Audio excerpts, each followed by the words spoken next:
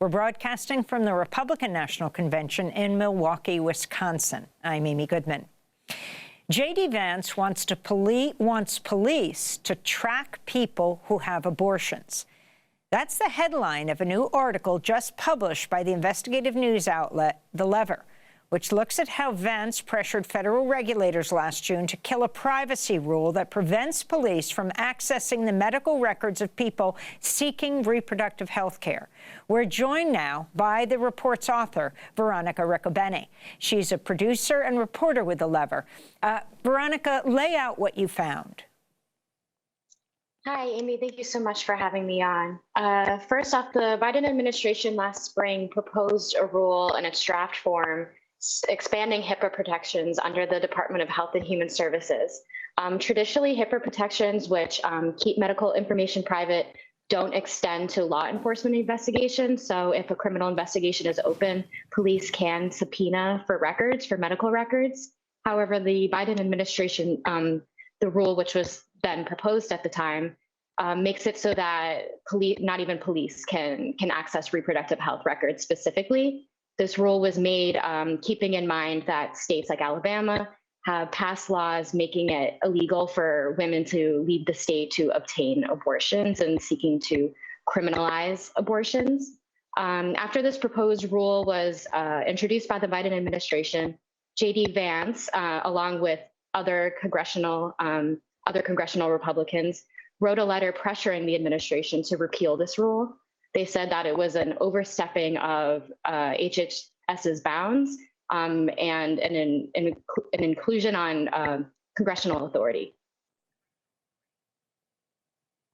So talk about exactly what J.D. Vance's role was in pushing for police to track, and talk about who he wants tracked. Right. So what this law does is that it makes these medical records private, specifically people who are seeking reproductive health. So it goes without saying that the people that J.D. Vance wants tracked are people who are seeking abortions. He played a principal role in writing this letter and signing it. The letter was not successful. The rule went into place anyway. But what's really shocking and scary about this story is that the rule was just implemented by the Biden administration. It wasn't signed into law. So an incoming Trump administration could potentially repeal it. And considering that J.D. Vance himself has stood up as kind of a crusade against this specific rule, I'm personally afraid for that. Mm-hmm. And can you talk about J.D. Vance's position on abortion, how it has changed, or should I say positions on abortion? Yes, similar to former President Trump, he's a little bit all over the place. Personally, it seems that he's morally against abortion. He's always stated that he doesn't believe in abortion. Specifically, he doesn't believe in it in cases for exceptions for rape or incest. He said famously that two wrongs don't make a right.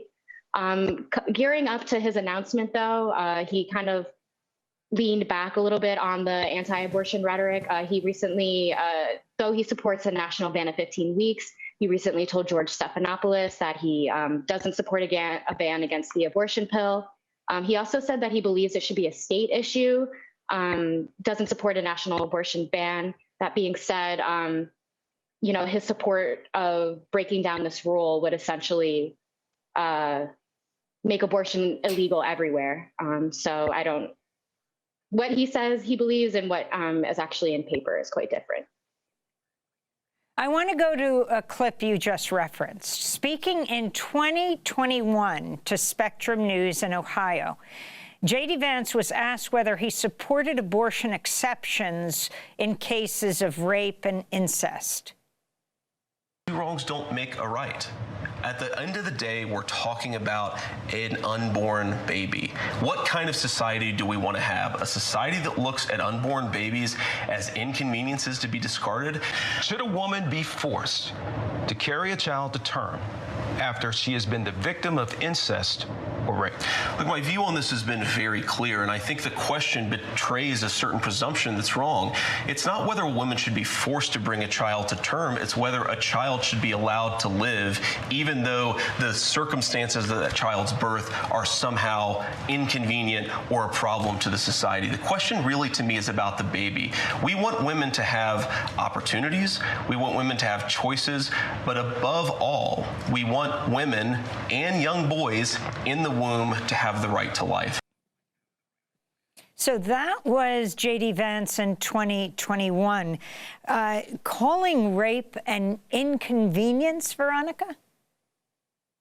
Yeah, his record, specifically speaking on women, is not great. He's made references to crazy cat ladies before.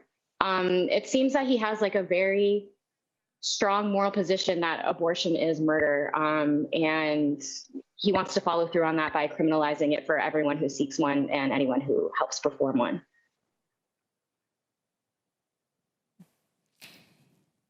Do you feel that J.D. Vance's records on abortion have been accurately conveyed in the mainstream media? I think there's a big light being shown right now on the fact that Donald Trump, compared to the rest of the Republican Party, does not seem as hardline on abortion. Based on analysis, it doesn't seem that he personally has that strong of an opinion on it. He seems personally reticent to lean into the issue because it does not poll well for Republicans. So yes and no. I think media has really, focused on that shift. But at the end of the day, J.D. Vance is anti-abortion, and I don't know that the extent to which he wishes to criminalize and prosecute abortions is being correctly reported in the media now.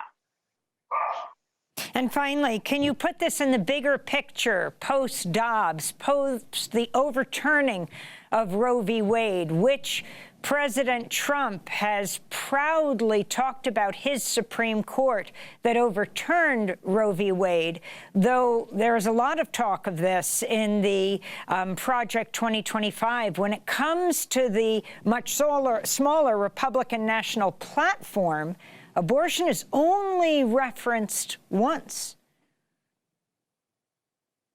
It seems to be this issue that Republicans love and hate. Some members of the party can't seem to help embrace it, and others want to move away from it as far as possible.